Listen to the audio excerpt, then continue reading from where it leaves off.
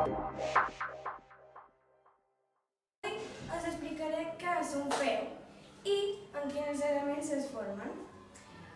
Primer de tot, el feu són unes terres que el dominava un senyor feudal i eren útils i estaven situades sobre terres breus.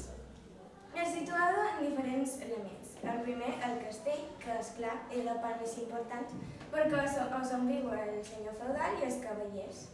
Després estan els masos, que són les terres que jo li dono als meus pagesos, però a canvi me donen una part de la collita o diners. Després està la reserva senyorial, que són grans extenses terres que pertaneixen al senyor feudal, però me les cultiven els meus serfs. Però, esclar, tots els beneficis me'ls quedo jo.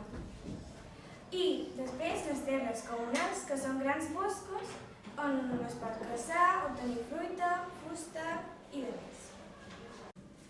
Ara el meu pagès vos explicarà en quines parts es divideix el feu. Sí. Adéu! Fora.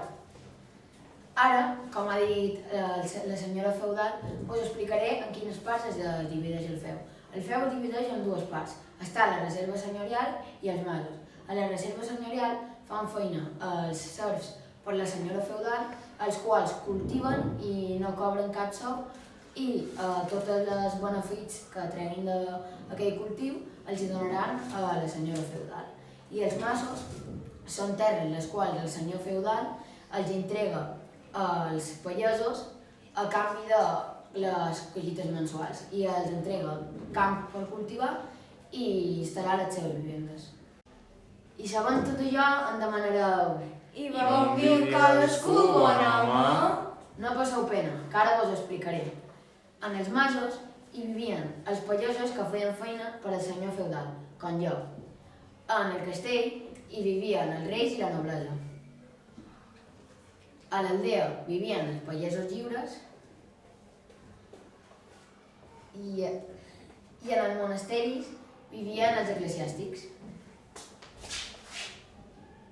A continuació us explicaré les meves funcions i obligacions com a senyor feudal. El senyor feudal entregava terres al vassall a canvi de certes coses. Com a administrador de terres, qui no ostentava el poder. El senyor vassall donava el caix i les terres al vassall. S'encarregava de protegir els seus vassalls estaven obligats a pagar tributs i impostos al senyor. Tenen dret a mantenir relacions sexuals amb qualsevol dona que fos a mantenir matrimoni amb un dels seus serfs. Tenen dret a mantenir relacions sexuals amb qualsevol dona que fos a mantenir matrimoni amb un dels seus serfs. Tenien dret a la collita del mes i qualsevol tipus de llido militar. Finalment, on residien els senyors? Residien a la reserva senyorial, a un castell o casa senyorial. Bé, ja que hem explicat els senyors feudals, també hem d'explicar les feines d'un pagès. Ara us explicaré quines són les feines que feien els pagesos. Els pagesos formaven la gran majoria de la població i l'agricultura era bàsicament de secà. Així que se cultivava civada, l'olivera, la vinya, blat i ordi. Els cereals es deixaven de manera de rotació bienal i l'altra meitat es deixava en forma de guaret. Així que es deixava de pasturatge per als animals i l'any següent es intercanviava la parcel·la cultivada. Hi va haver una època on el comerç era molt escàs, així que els agricultors havíem de cultivar de manera d'autoconsum per cultivar el nostre consum i el de la nostra família. Però molta part se la donaven a l'església o al senyor feudal. Quines obligacions tenien els pagesos? Els pagesos treballaven als masos i pagaven al senyor per a treballar en les terres i altres parts del feu. Disposaven del reste de la collita i havien de pagar el de l'assignació. Quins avantatges té l'arada normanda?